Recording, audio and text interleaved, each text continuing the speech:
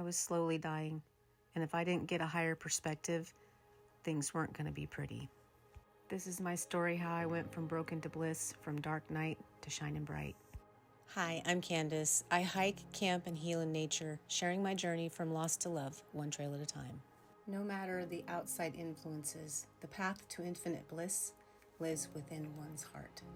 What you're about to hear is a raw 3-minute confession from one of my lowest points in 2020, never shared before with anyone. Stay with me because on the other side, I share how I began to alchemize that grief through poetry, nature, and finding my way back to my light, from broken to bliss.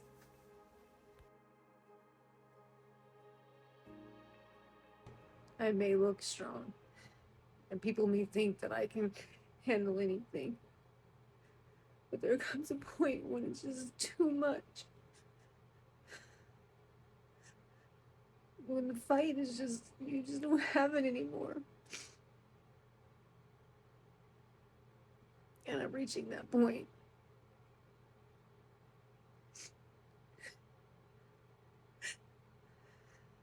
I'm tired. I'm tired of the fight. I'm tired. I'm just tired. I love me, but I'm wondering when is everybody else going to? It's hard to believe that I'm lovable when everything outside my life doesn't say that I am.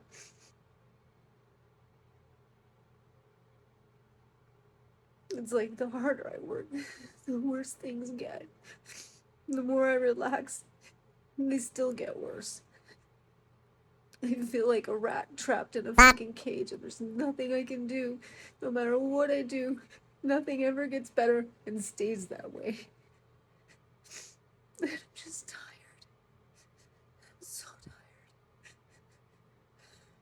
And I'm tired of being alone. But I find myself needing to be alone because I can't stand being around anybody else. And the one person that I want to be around doesn't have time for me.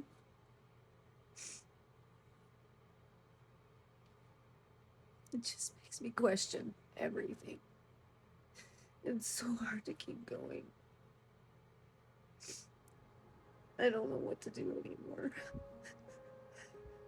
I've surrendered, I've done it, I've let it go. I found me, but there's nothing there. She's so broken. I don't know if I can fix her.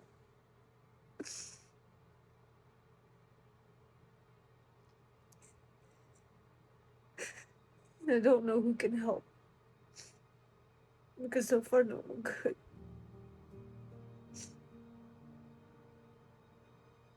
At least not in a way.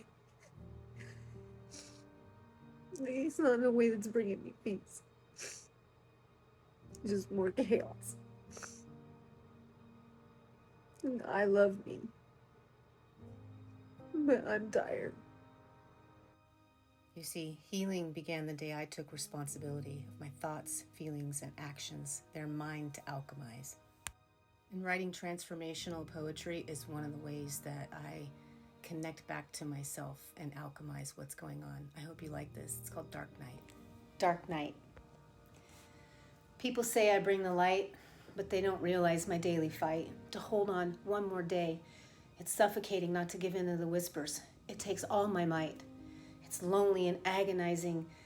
The day seems dark as night. I don't want to give up, but I'm so tired of not getting it right.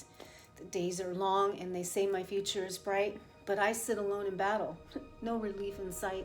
I struggle and cry, please bring me back to my light. I'm losing this battle I fight, torn between giving up and taking flight, while everyone else thinks I'm the light, but all I see is the cold, lonely reality of my soul's dark night. When you're functioning under the weight of grief and loss, it's hard to connect to bliss, but it does live in the still perfection of every moment. And look, ta-da! I've now gained a higher perspective and I've opened up to exponential growth. Now off to that road trip, shall we? Got quite a road trip ahead, But on the way, you see Castle Crags State Park, located in Castella, California. Definitely going back. And then as you get closer, there's a rest stop that you can check out. And at this place, for the nerdy, neurodivergent types like myself, your brain will be happy. There's lots of history and information on what's going on in this area and what you're seeing. And I really dug the little footprints in the concrete. That was pretty cute. But the view of Shasta and how close it's getting, like, oh, we're almost there. I cannot wait. Like, I can't believe I did this. I was so terrified to do it. But here I am at Mount Shasta.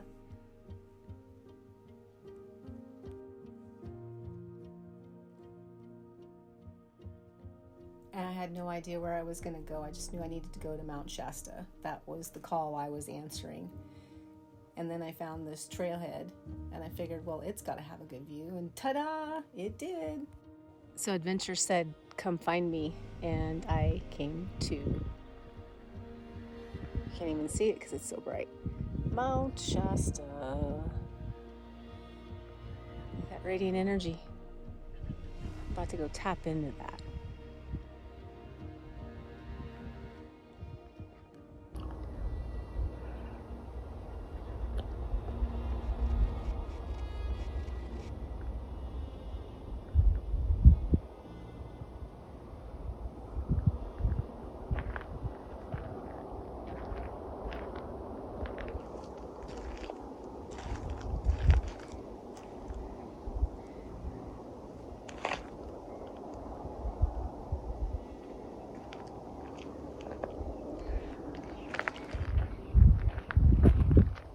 There's that smile and shining bright. There is definitely, without a doubt, something magical about Mount Shasta.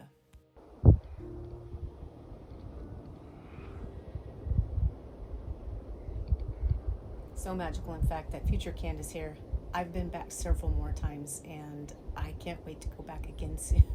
I love it there.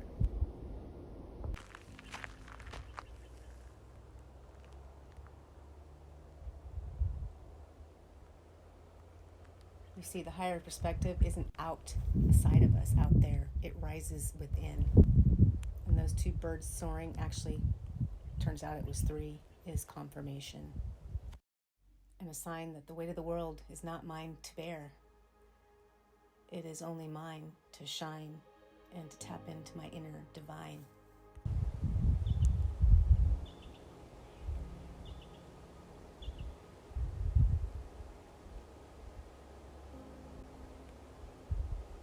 This was just the beginning of the little winks from the universe that I started to follow to find my bliss on the other side of grief. I arrived empty, and I left full of color, breath, and a new decision. You see, healing didn't happen in a day, but that day, I chose me again and again and again. The point of this road trip was to explore, to find out what sets my soul on fire. And hiking at Shasta was on my bucket list. So that was one thing I didn't want to miss out on. So I needed to go explore that adventure. After years of gaslighting and narcissistic abuse, following my intuition was something I needed to practice. And so here was a perfect opportunity to go explore curiously, with wonder, what the world had to hold that I hadn't seen yet.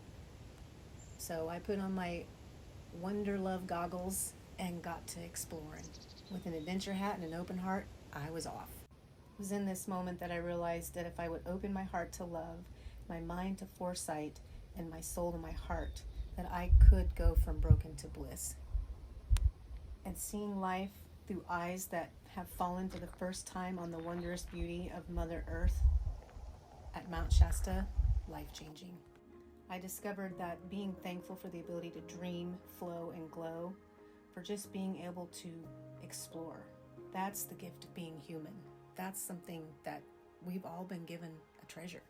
Now I'm on my way to Weed, California, because apparently you can get some really cool views of Mount Shasta from that area. So I left the Mount Shasta Trinity area and began to make my trek up to Weed as the sun began to set on the horizon. And wow, I was blown away, y'all. If you've never seen it, you gotta see it in person. And here's some wisdom too from Mount Shasta. Surrender, be grounded. Your soul is on an evolution and alchemical journey, crossing paths of cosmic chemistry, random yet ineffable collisions, creating one's reality, strong and weak, bonding temporarily, in a constant reactional dance. Change, every blink, every glance of the soul and the consciousness romance. Surrender and flow, be love and let go. Nothing is by chance, no matter how random at first glance. No connection, weak or strong, is happenstance. I know the complexity of surrendering when in survival mode, but we must surrender to the circumstances within ourselves and others. That's the inevitable change of all things. They must be accepted. We must surrender. And here's another tidbit. Every act is an act of love or a cry for love. Sometimes it's both. It's our ability to discern which is happening and to meet the experience with grace and grit to transform it. And I want you to know that every tear you're shedding is watering that soil that you are standing on, that is you. It is releasing the toxins. It is allowing the pain and the grief to express itself and release so you can surrender, so you can shine. Mount Shasta deepened my ability to see the bigger picture of everything I was going through, the grief, the rage, the anger, the hopelessness, depression, even wanting to give up and throw it all away. There was a purpose in all of that darkness. It was to remember that I'm the light inside of it. And that when I'm in that place in me, and you're in that place in you, we are one. We are united. This is the key that humanity is missing right now. And so no matter what others do to us, we can't change, fix, rescue, or please them. We have to focus on our own energy, frequency, and vibration. And what if that's what this journey was all about, was mastering your energy so that you can transcend the cycle of pain that you've been in, so that you can finally let go and detox and open up to exponential growth, achieve the impossible, which is epic love, safety, and belonging, starting with yourself. And I don't know about you, but I wasn't taught that in my early years. And as I would soon discover, it makes sense because it's generational. It's quantum energy being passed down through the lineage of being in survival mode, of maladaptive coping mechanisms, of low emotional maturity and low emotional intelligence. But Shasta taught me we can go find that wisdom. We just have to go within because it's all inside. And up until this point, we've been living in a society that teaches us to seek it outside of us through materialism, through consumerism, through capitalism, like the list goes on. And I'm here to tell you, we don't have to play that game anymore. We can change. We can choose to be love. We can choose to be now. We can choose to focus on what's wow, the wide open wonder of every right now is present if we choose to tap into it. Hence, this way to bliss. Our mission moving forth, if we choose, is to breathe, relax, to let go, to dive deeper, to reflect, to reset, to grow, and rise. So comment below, what are you choosing? Are you choosing to lean in, love yourself, and light up your world? Or are you going to sink back into fear, into comfort, and survival mode? It's okay. I love you wherever you are. But if you're ready to shift, and you want to understand more about how I went from broken to bliss and use the Namaste way, reach out or comment Bliss. Thanks for watching. Subscribe and hit the bell so you don't miss the next trail from lost to love. See you on the next one.